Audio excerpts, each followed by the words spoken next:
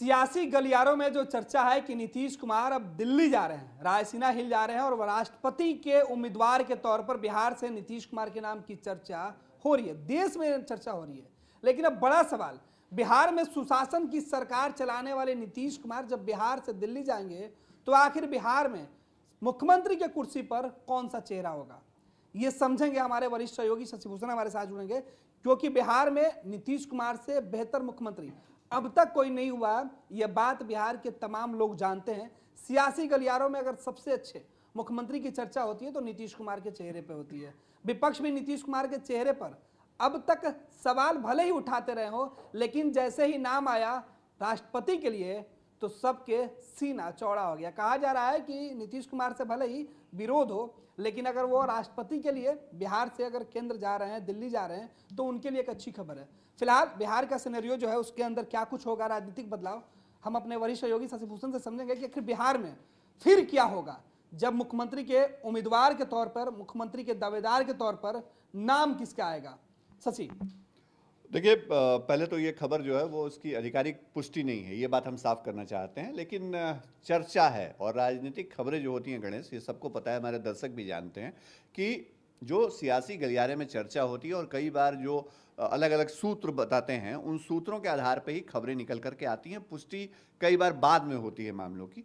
अब ठीक है, नीतीश कुमार इसकी पुष्टि करें, कब नहीं करें, उनकी पार्टी क्या बताती है, क्या प्रशांत किशोर से जो मुलाकात हुई उसमें किन बातों को लेकर के चर्चा हुई, ये तमाम सवालों का जवाब अभी मिलना बाकी है। लेकिन एक बात जरूर है कि नीतीश कुमार की उम्मीदवारी को लेकर के अगर प्रशांत किशोर कोई पहल कर रहे हैं और उन्होंने चंद्रशेखर राव से मुलाकात की है, उद्धव ठाकरे से मुलाकात की है, शरद पवार से मुलाकात की है, तो इस बात को समझना जरूरी है कि अगर नीतीश कुमार से मुलाकात में चर्चा भी अगर हुई हो और नीतीश कुमार ने इस पर अगर कहीं अपनी सहमति दी है, तो बिहार में जो विकल्प है नीतीश कुमार का वो कौन होगा। जनता दल यूनाइटेड बिहार में तीसरे नंबर की पार्टी है, ये बात सबको पता है। हाँ, बिहार में तीसरे नंबर की पार्टी होने के बावजूद, मतलब एनडीए अलायंस में बीजेपी के पास ज़्यादा नंबर होने के बावजूद, चूंकि बीजेपी ने ये कहा था कि हम नीतीश कुमार के चेहरे पे बिहार में सरकार बनाएंगे या सरकार का चेहरा वही होंगे, तो उन्होंने नीतीश कुमार को मुख्यमंत्री बनाया। लेकिन अगर नीतीश कुमार वाकई राष्ट्रपति पद की उम्मीदवारी के लिए जाने वाले हैं, तो क्या बिहार में अब फ्रंट सीट पर या ड्राइविंग सीट में आगे वाली सीट पर बीजेपी आने वाली है? ये एक बड़ा सवाल है, क्योंकि बीजेपी के पास जो नंबर हैं वो ज़्यादा हैं। दूसरी बात यह है कि अगर राष्ट्रपति नीतीश कुमार उम्मीदवारी होती है तो बीजेपी का स्टैंड क्या होगा, क्या बीजेपी उनको सपोर्ट करेगी? क्योंकि इस बात को भी समझ लेना जरूरी है गणेश कि एक तरफ देखिए, उत्तर प्रदेश समेत बाकी राज्यों के जब नतीजे आएंगे तो बहुत सारे डेवलपमेंट एक साथ होंगे। नीतीश कुमार अगर उम्मीदवारी के लिए हाँ कहते हैं तो वो ऐसे उम्मीदवार होंगे जो एनडीए से अलग होंगे और कांग्रेस से भी अलग होंगे। तो वैसी स्थिति में इन दोनों अलायंस का क्या रोल होगा, उनका स्टैंड क्या होगा, ये देखना दिलचस्प होगा। क्या नीतीश कुमार और उनकी पार्टी आगे एनडीए में बने रह पाएंगे, ये देखना दिलचस्प होगा। तो ये कई सारे कंफ्यूजन वाले सवाल हैं और बड़े बड़े लोगों के पास इन सवालों का जवाब नहीं है फिलहाल। तो जवाब तो आना है नीतीश कुमार की तरफ से।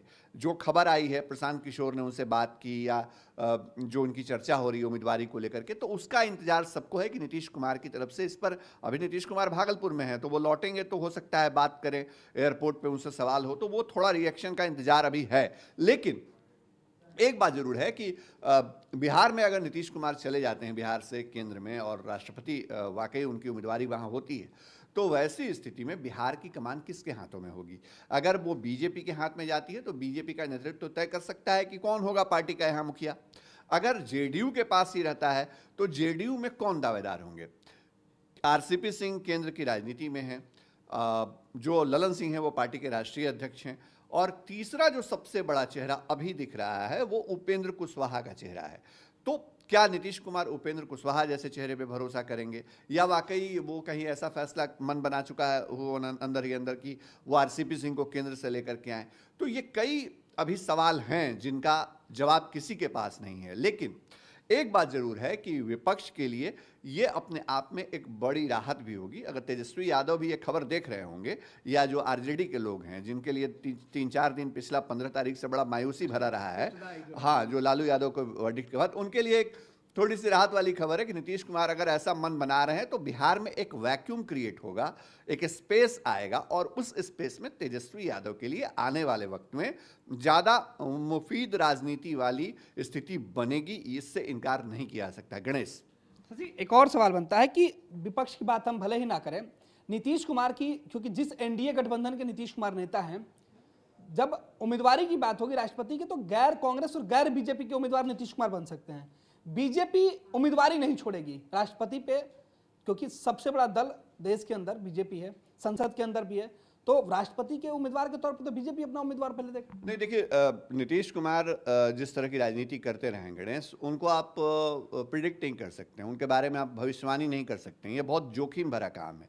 ये बात कई बार और हर बार हमारे जैसे पत्रकार कहते हैं, क्योंकि आपको नहीं पता वो कब क्या डिसीजन लें, उनके मन में क्या चल रहा है। प्रशांत किशोर से मुलाकात की उन्होंने पुष्टि तो करी, लेकिन उन्होंने ये नहीं बताया कि किस मसले पे बात हुई। अब ये नई खबर आई कि इस मसले पे भी बात हो रही है, उम्मीदवारी को लेकर के राष्ट्रपति। तो आप इंतजार करिए कि वो कितना बताना चाहते हैं, मतलब नीतीश कुमार कितनी बातें साझा करना चाहते हैं, पहली बात।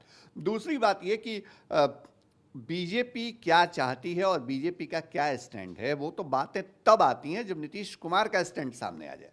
मतलब नीतीश कुमार इसके लिए हामी भर दें कि हाँ, मैं प्रधानमंत्री पद के लिए उम्मीदवारी अपनी आगे बढ़ाता हूँ या मैं उसके लिए तैयार हूँ, मेरे नाम को बढ़ाया जाए, सॉरी राष्ट्रपति पद के लिए, माफ़ कीजिएगा, तो आप आगे बढ़ सकते हैं। लेकिन अब अगर वो वहीं रुक जाते हैं तो वो बहुत कैलकुलेशन करेंगे। पॉलिटिक्स में कैलकुलेशन और मूव्स, टाइमिंग, सारी चीज़ें बहुत एक साथ काम करती हैं। वो देखेंगे कि क्या करना उचित होगा, बीजेपी क्या मेरे नाम को आगे बढ़ा सकती है। अब ऐसा ना हो कि प्रशांत किशोर नीतीश कुमार का नाम आगे लेके चल रहे हैं, बीजेपी को लगे कि नीतीश कुमार की इच्छा अगर है राष्ट्रपति बनने की तो हो सकता है बीजेपी ही उनका नाम आगे कर दे, तो जरूरत ही नहीं पड़ेगी बाकी लोगों की। क्यों प्रशांत किशोर को क्रेडिट मिलेगा, क्यों चंद्रशेखर राव को क्रेडिट मिलेगा, क्यों उद्धव ठाकरे सहवाला बनेंगे, क्यों शरद पवार को कोई नोटिस लेगा, तो इनका काम खत्म हो जाएगा। हाँ, ये हो सकता है ये साथ में खड़े हो जाएं, कहें भाई नीतीश कुमार का नाम हमने भी लिया था, हमने भी सहमति जताई थी। तो राजनीति में कई चीज़ें चलती हैं एक साथ, लेकिन आप इंतजार करिए। फिलहाल आपको, हमको, या जो ये खबर आई है उसके बाद से पूरे देश को, लगभग जो भी राजनीतिक समझ रखते हैं उनको इंतजार है कि नीतीश कुमार इस मसले पर क्या कुछ कहने वाले हैं। लेकिन हाँ, ये जरूर है कि बीजेपी के मन, बीजेपी की रणनीति, बीजेपी का राष्ट्रपति चुनाव को लेकर के क्या स्टैंड है, इन सारी बातों पे नीतीश कुमार बड़ी बारीकी से अध्ययन कर रहे होंगे। जो भी फैसला करेंगे बहुत सोच समझ के करेंगे, और नीतीश कुमार के मन में क्या है ये तो कोई नहीं बता सकता। गणेश बिल्कुल। क्या इस बात को देखा जाए कि बिहार में जब विधानसभा के चुनाव हुए या होने वाले थे, उस वक्त एक चर्चा चल रही थी कि नीतीश को अब दिल्ली की तरफ रुख किया जाएगा और बिहार बीजेपी के हाथों में जाएगी। इस घटनाक्रम को प्रशांत किशोर कहीं समझ रहे हों? नहीं, देखिए एक चीज़ तो मानना पड़ेगा गणेश, और कुछ हो या ना हो, नीतीश कुमार भी इस बात को समझते हैं। भले ही कई मसलों पर वो बीजेपी के साथ उनकी पार्टी खड़ी नहीं रहती है, लेकिन एक बात उनके मन में भी है कि अगर बीजेपी ने उनसे वादा किया गठबंधन धर्म के तहत कि हम आपको मुख्यमंत्री बनाएंगे, तो नीतीश कुमार ने जब 2020 के चुनाव नतीजे आए तो सबको पता है कि उन्होंने कहा कि मेरी सीटें कम हैं, आप मुख्यमंत्री बना लीजिए। बीजेपी ने कहा ऐसा नहीं होगा, आपको ही बनना होगा। तो बीजेपी ने बड़ा दिल दिखाया उस दौर में। आज भी नीतीश कुमार अगर अगुवा हैं 40 और उसके आसपास की सीटों के साथ, 43 सीटें उनको आई थी, तो एक बात तो जरूर है कि बीजेपी ने उनको आगे बढ़ के एक तरह से कहा कि गठबंधन धर्म यही कहता है कि आपके नाम का ऐलान था तो आप करिए।